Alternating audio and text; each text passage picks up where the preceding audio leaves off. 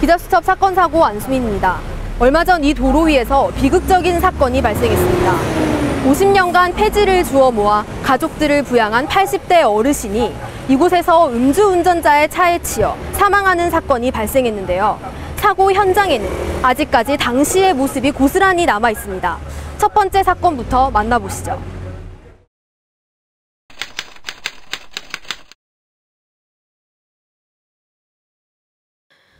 자동차 한 대가 비틀거리며 도로 위를 질주합니다. 이내 전봇대를 들이박더니 앞에서 수레를 끌고 가고 있던 보행자를 연달아 칩니다. 사람이 바닥에 쓰러져 있는데도 운전자는 차를 몰고 질주합니다. 49세 김모 씨는 술에 취한 상태로 운전을 하다 이른 아침 폐지를 주워가던 80세 우모 어르신을 쳤습니다. 김 씨는 경찰에 붙잡힌 뒤에도 음주 측정을 수차례 거부하고 범행 사실을 부정했습니다. 이 사고로 우모 씨는 끝내 목숨을 거뒀습니다. 한편 이 어르신은 50년가량 폐지를 주워다 팔아 6남매를 키워냈고 사고 당일에도 이른 아침 폐지를 줍는 일을 하다 이 같은 변을 당해 주변의 안타까움이 커지고 있습니다. 경찰은 음주운전자 49세 이모 씨를 검거했습니다.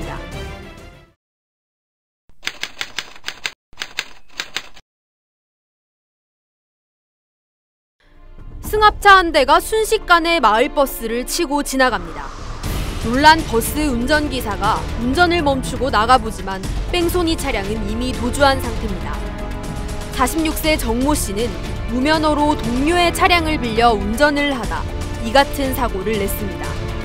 자신은 면허 취소로 인한 벌금 수배를 받고 있는 상황에서 차량 주인 이모 씨에게 부탁해 이 씨가 운전을 한 것처럼 경찰 조사를 대신 받도록 했습니다.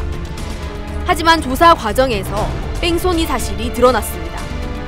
경찰은 정모 씨를 구속하고 범인 도피 혐의로 이모 씨를 불구속 입건했습니다.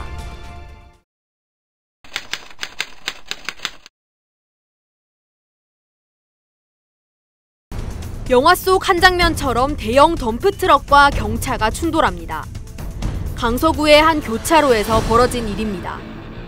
두 명의 운전자 모두 적색 신호를 무시하고 달리다 이 같은 사고가 벌어졌습니다. 조수석에 타고 있던 75세 여성은 끝내 목숨을 잃었습니다. 지금까지 지난 한 주간 발생했던 교통사고 사건들 짚어봤는데요. 추석 연휴 기간에는 특히 음주운전으로 인한 사고에 유의하셔야 합니다. 교통안전공단에 따르면 연휴 기간 동안 발생하는 음주운전으로 인한 사고 비율이 평소에 비해 무려 3.4%나 증가하는데요. 이로 인한 치사율은 무려 17.8%나 높아진다고 합니다. 기성길 안전한 운전으로 명절 마무리 잘하시기 바랍니다. 지금까지 기자수첩 사건 사고 안수민입니다. 계속해서 부산소방안전본부에서 소식 전해드리겠습니다. 지난해 부산에서는 추석 연휴 기간 음식물 조리 중 4건의 불이나 100여만 원의 재산 피해가 발생했습니다. 뿐만 아니라 최근 3년간 부산에서는 400여 건의 주택 화재가 발생했고 그중 음식물 화재가 10%로 많은 비중을 차지하고 있습니다. 음식물 가열로 인한 화재 발생 시에는 재빨리 가스밸브를 잠근 후 소화기를 사용해 불을 끄거나 냄비 뚜껑이나 배추 등의 잎이 넓은 채소, 물기를 짜낸 젖은 수건 등을 덮어 불을 끄는 것이 좋습니다. 튀김류 가열로 인한 화재 발생 시 물을 뿌리게 되면 유증기와 수증기가 결합되어 불꽃이 더욱 커지면서 불이 확산되므로 주의하셔야 합니다.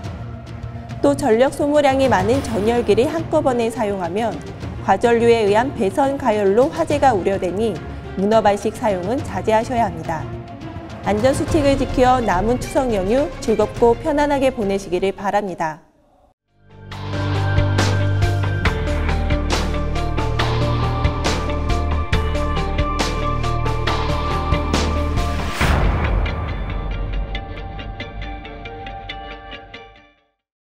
지금 시청한 프로그램을 다시 보고 싶다면 리모컨의 빨간 버튼만 누르면 끝! 평생 소장 무료 VOD 우리 동네 사랑방.